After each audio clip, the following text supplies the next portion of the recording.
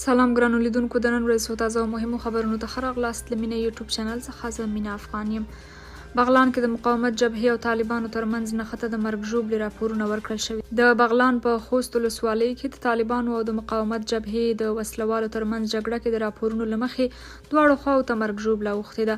د مقاومت جبهې په یوې اعلامیې کې دوشنبه ناوخته تایید کړي چې له طالبانو سره په جګړه کې د روح الله په نوم د جبهې د یو قومندان په شمول 4 کسان وژل شوي. د مقاومت جبهې په اعلامیه کې همدا راز راغلی چې د طالبانو په بریدونو کې د قومندان روح الله مور او 3 ماشومان سخت ټپیان شوي.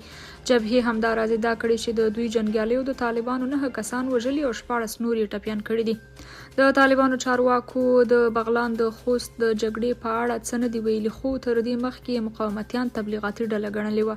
له افغانستانه د ځواکونو د وتلو ناندریزه مسله له بلینکن د لا ډیر وضاحت غوښتنه شوې. د امریکا په کانګرس کې جمهوریت غوښتونکو د بهرنیو چارو وزیر ته ګواښ کړی چې کله افغانستان د امریکایي ځواکونو د وتلو په اړه پارلمان ته وضاحت ورنکړي، کانګرس ته یې سپکاوی کړی دی.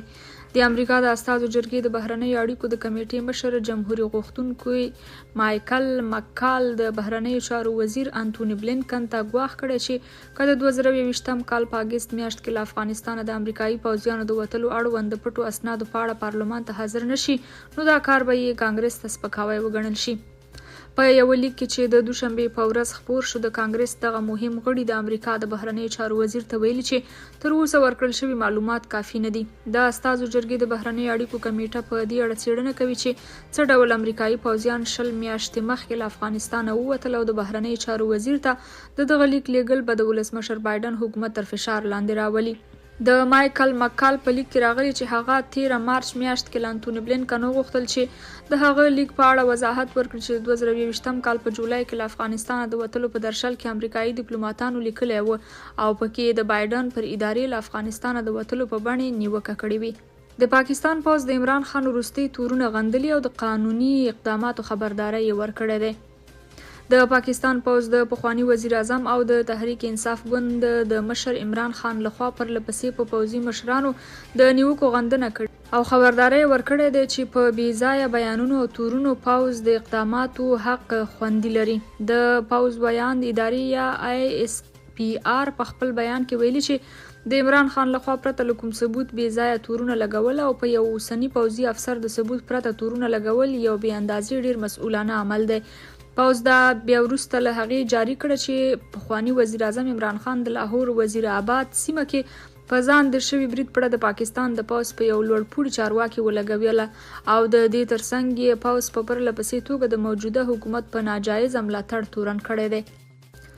چارواکي وایي د چین او پاکستان اقتصادي دهلیز سره د افغانستان وصلېدل مهم دي. اقتصاد وزارت وایي د چین پاکستان یا سیپیک اقتصادي دهلیز کې د افغانستان ګډون د هیواد د اقتصادي پراختیا لپاره ډیر مهم دی. اقتصاد وزارت له چین او پاکستان غواړي چې په بیخ بنیادی پروژو په تیره بیا د چین او پاکستان د اقتصادي دهلیز په پروژه کې افغانستان ته هم ونډه ورکړي. دغه وزارت مسلکي معین وایي چې د اقتصادي ودې او سیمه‌ییز اتصال لپاره د چین او پاکستان له اقتصادي دهلیز سره د افغانستان وصلېدل مهم دي. بلخوا یو شمېر سوداګر پر دې باور دي چې د افغانستان او چین ترمنځ د راکړې ورکړې د زیاتېدو لپاره افغانستان باید له اقتصادي دهلیز سره وصل شي.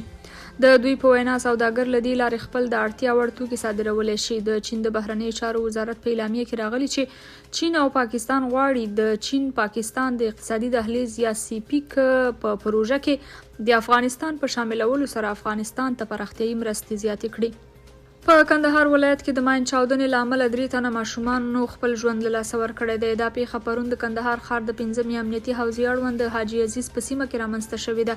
د معلوماتو له مخې دغه ماشومان 2 ورونه او یوه خور وه چې په یوه نوي جوړ شوي کور کې له یوې زړې ناچاودې مرمۍ سره لوبې کولې چې چاودنه پرې وشوه. د یادونې وړ ده چې د هیواد په بېلابېلو سیمو کې ورته پیښې تل د هیوادوالو په ځانګړي توګه د ماشومانو ژوند اخلي. څه موده وړاندې په میدان وردګو ولایت کې هم د هاوان د مرمۍ د لګېدو له امله 3 ماشومانو خپل ژوند له لاسه ورکړی و او 2 نور ټپیان وه.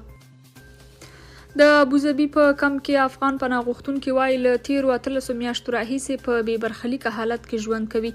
رامش نظري چې ځان په ابوظبي کمپ کې د افغان پناه غوښتونکو استازی معرفي کوي وایي چې مخکې په افغانستان کې ژباړن و او له تیرو 13 میاشتو راهیسې په ابوظبي کې د نورو افغانانو ترڅنګ له بې برخلیک حالت سره مخ دی.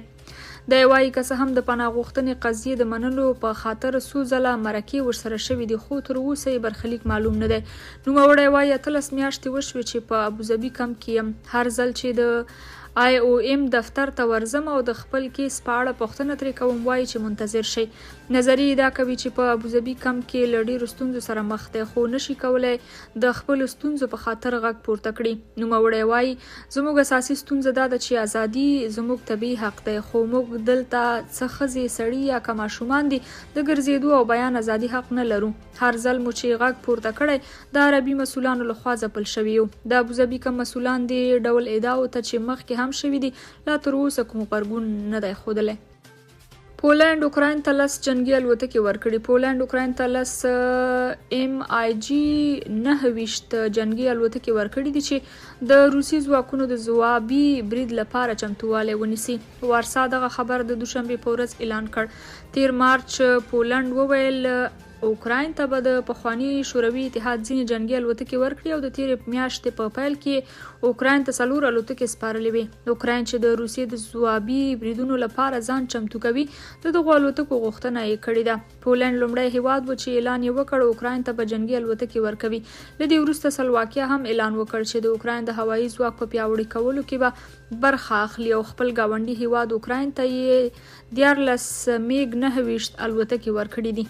پر غزه د اسرائیلو بمبارۍ د اسلامي جهاد د 3 مشرانو په ګډون 9 تنه وژل شوي دي. اسرائیلي پوځ د غزې تړانګه کې د اسلامي جهاد د وسلوالې ډلې پر موخو هوایي ګزارونه کړي. فلسطیني سرچینو BBC ته ویلي چې اسرائیلو د غزې په سویل کې د اسلامي جهاد د وسلوالې القدس لیوا د 3 مشرانو کورونه په نښه کړي دي. فلسطیني روغتیایي سرچینو ویلي په دې بریدونو کې لږ تر لږه 9 فلسطینیان وژل شوي چې ښځې او ماشومان هم پکې دي. د اسرائیلي پوځ ویان د افیخای ادري ویلي د اسرائیلي پوځ او شاباک سازمان په ګډه غزه تړانګه کې د هغو عناصرو پر ضد چې په وروستیو میاشتو کې امنیت څپانده کړی د تېرې اونۍ توغندیو غچ اخیستو کې عملیات کړي. ادري د دغو عملیاتو یو ویډیو هم خپره کړې ده. بل خوا د اسلامي جهاد حرکت ویلي د اسرائیلو پر ضد به خپل مقاومت روان وساتي. حماس ویلي د هر ډول بریدونو مسؤلیت به د اسرائیلو پر غاړه وي. د دې ساعت خبرونه تر همدې ځای او تر بیا خدای په امان خوشحاله شي. ولرئ.